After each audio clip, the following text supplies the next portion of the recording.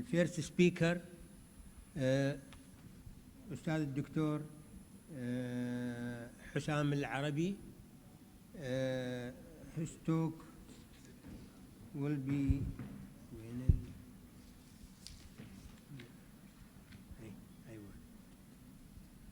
Ustad Hossam El Araby.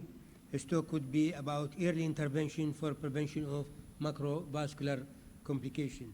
أنا مع الأسف يعني ما عندي البيبليوغرافي مال الأستاذ حسام العربي. نعم، أستاذ أمراض القلب في جامعة أسيوط. أهلا وسهلا. أهلا بحضرتك.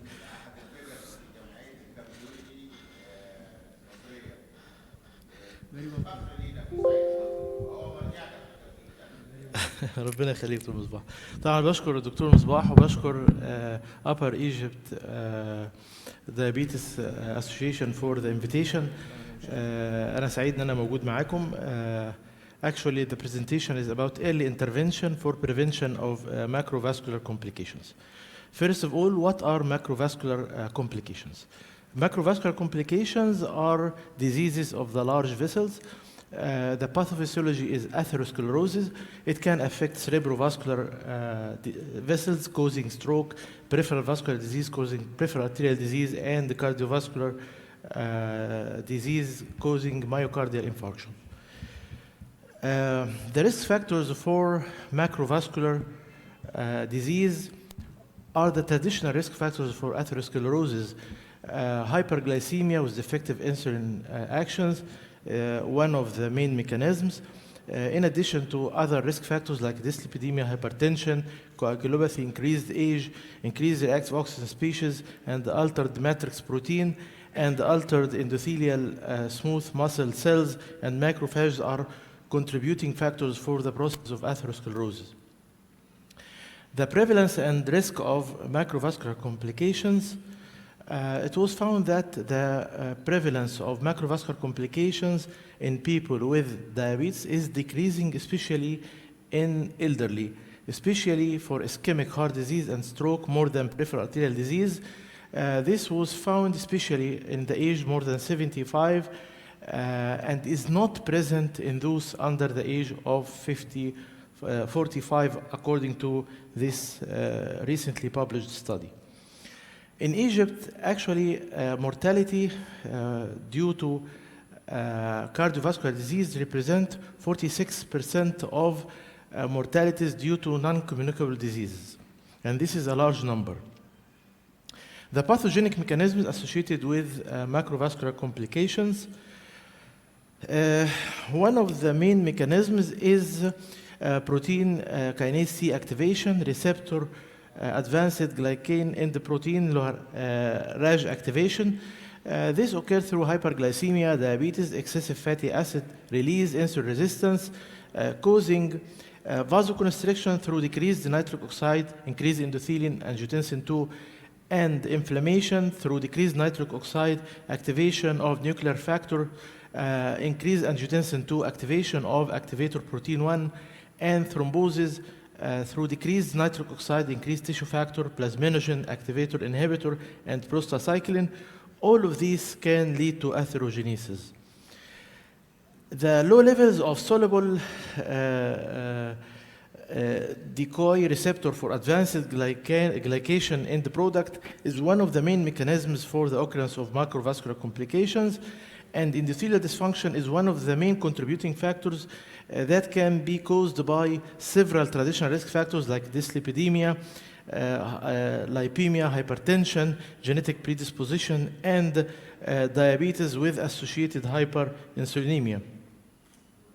And this endothelial dysfunction increases the cardiovascular risk in patients with impaired glucose tolerance and type 2 diabetes according to the findings in the HORN study. So, these are the risk factors: hypertension, dyslipidemia, diabetes, family history, lack of physical activity, high-fat diet, and smoking. All of these are traditional risk factors for atherosclerosis that can contribute to macrovascular complications. So how to manage macrovascular complications? There are several ways by controlling these risk factors. We'll discuss each one. Dietary changes and weight loss and physical activity cessation of smoking, lifestyle modification.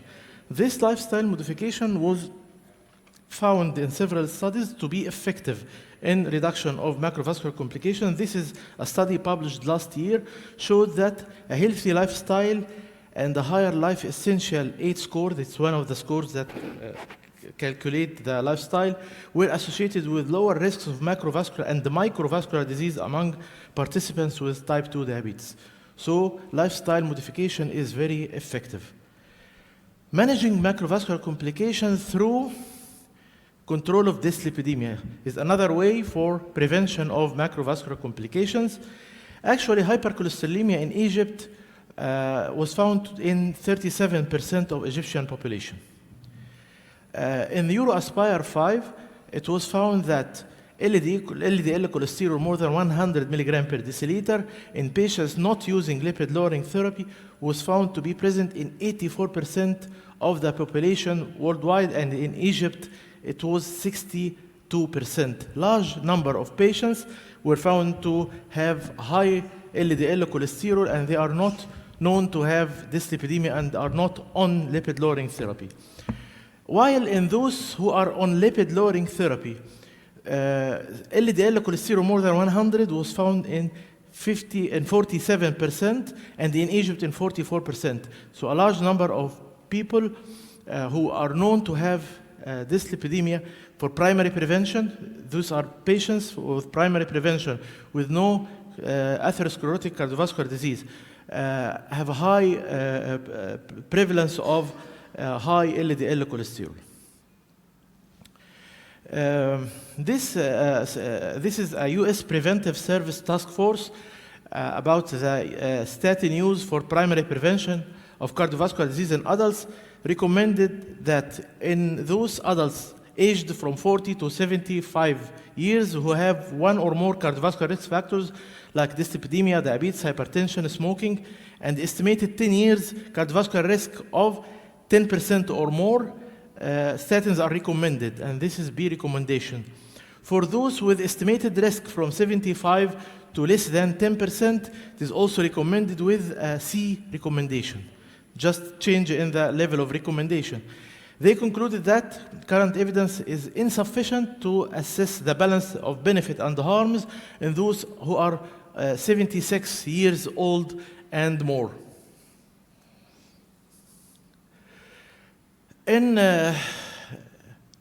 this study of rosuvastatin, Meteor study, they assessed the rosuvastatin 40 compared to placebo in those with modest hypercholesterolemia and found that development of atherosclerosis can be slowed or even in low-risk asymptomatic patients with LDL reduction of 48% and HDL increase of 8%, and with a change in carotid intima-medial thickness regression with the use of rosuvastatin, even in those who are asymptomatic with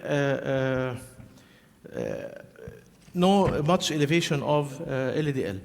Also in HOPE-3 trial that included patients with just risk factors for atherosclerotic cardiovascular disease with no atherosclerotic cardiovascular disease, the use of rosuvastatin 10 mg reduced primary endpoint of reduced cardiovascular death, MI, stroke, cardiac arrest, revascularization, and heart failure by 25%.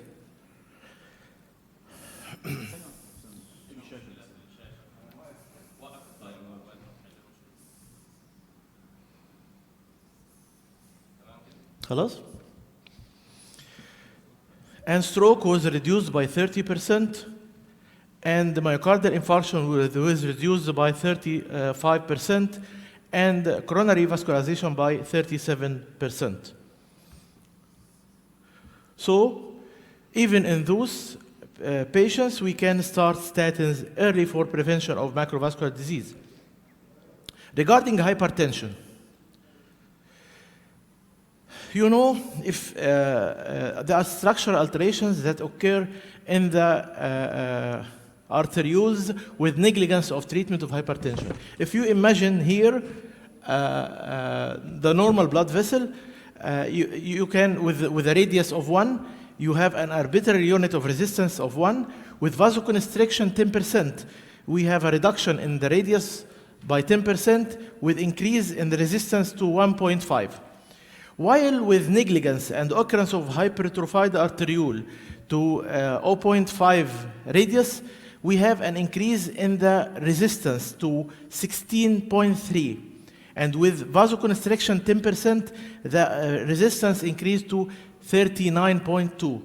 This means structural alterations in the vessel wall with negligence of hypertension treatment can have important functional implications, and it is very important to prevent such structural alterations by early treatment of hypertension and preferably use those drugs that can cause regression of these structural changes.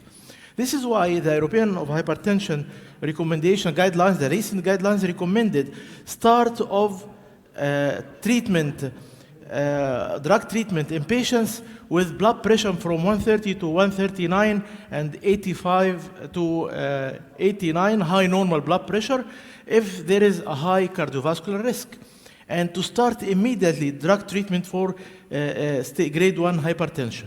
So blood pressure lowering treatment should be based on cardiovascular risk and target those at greatest cardiovascular risk irrespective of their blood pressure.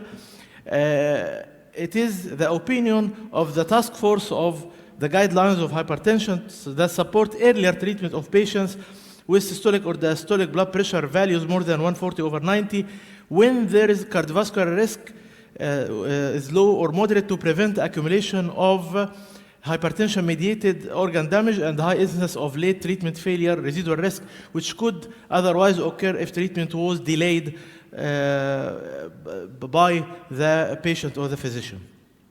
This is a paper from the United States published last year saying that early management of hypertension by general practitioners can improve the cardiovascular outcomes by adhering to the target blood pressure guidelines, assessing cardiovascular risk, encouraging lifestyle changes, and recommending multiple drug regimens. Accessing the patients through the general practitioners can improve the cardiovascular outcomes. Regarding the platelets, there is no doubt of the importance of aspirin for secondary prevention, but for primary prevention, it is doubtful. This is a paper published last year for aspirin with or without statin in individuals without atherosclerotic cardiovascular disease across risk categories, and they found that the bleeding risk outstands the benefit obtained from aspirin use in those patients with or without statins. And the conclusion, the anticipated absolute risk of major bleeding with aspirin exceeds the absolute myocardial infarction benefits for early level of atherosclerotic cardiovascular disease. So in those patients, don't give aspirin. Lastly, regarding diabetes. Actually, I'll not speak about diabetes in a conference with diabetologists. So I'll go rapidly through this part. You know that macrovascular complications start early before the diagnosis of diabetes, unlike microvascular complications. This is why we have, and the risk of cardiovascular disease is 2 to 3 times higher in pre-diabetics compared to individuals with normal blood glucose values. There is no approved pharmaceuticals for pre-diabetic patients. And however, some prevention studies have shown that early intervention with lifestyle modification or pharmacotherapy may slow down progression of diabetes by delaying the underlying pathophysiology of the disease. These are some studies about lifestyle modification, and you see the benefits ranging from 34% up to about 60% with lifestyle modification in the reduction of the progression of the patient to diabetes and the reduction of target organ damage. Using pharmacotherapy for pre-diabetics, there are several studies with metformin, rosiglitazone, acrabose, and pioglitazone that showed the benefit with the use of these drugs in pre-diabetics. However, the recommendation, the algorithm for management of pre-diabetics in the diabetes guidelines recommend lifestyle therapy and only metformin, acrabose, and if glycemia is not normalized, you can consider with caution TZDs or GLP-1 analogs.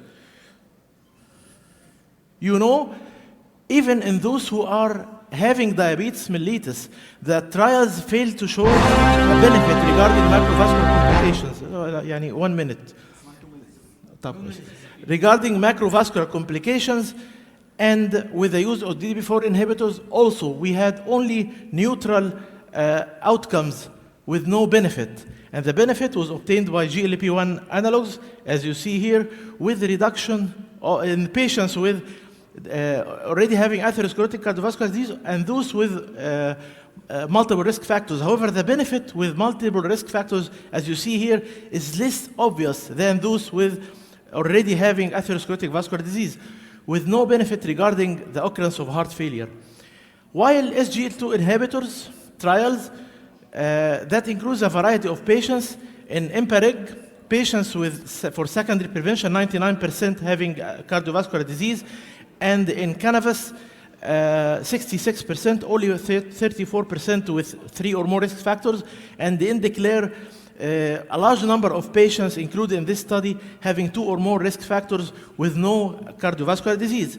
So the outcome was reduction in the 3-point MACE, reduction of death from any cause, cardiovascular death and heart failure with empagliflozin, and with canagliflozin, the same 3-point MACE was reduced and hospitalization for heart failure was reduced, while in dapagliflozin, which include about 60% of patients with just risk factors, the 3-point MACE failed to be significant with a reduction of heart failure hospitalization by 17%, and with subgroup analysis, those with prior myocardial infarction showed a significant reduction in the primary outcome. What about the cardiovascular protective effect? When you look to the trials of SGLT2 inhibitors, you will find in patients with the reduction in heart failure is uniform, regardless of the presence of atherosclerotic cardiovascular disease or multiple risk factors, while in MACE, only in those with established cardiovascular disease have a benefit with no benefit with multiple risk factors. So we can use these drugs for primary and secondary prevention, for reduction of renal protection, hospitalization for heart failure, while major adverse cardiovascular events only for secondary protection was proved. In summary, macrovascular complications include stroke, myocardial infarction, peripheral arterial disease. Atherosclerosis is the central mechanism of these. Several diabetic risk factors are associated with macrovascular complication. Endothelial dysfunction is a central mechanism. Guidelines recommend the control of these risk factors, and the cardiovascular outcome trials are underway to evaluate cardiovascular outcome and primary endpoints for currently available therapies and drugs for development of type 2 diabetes. Shukran.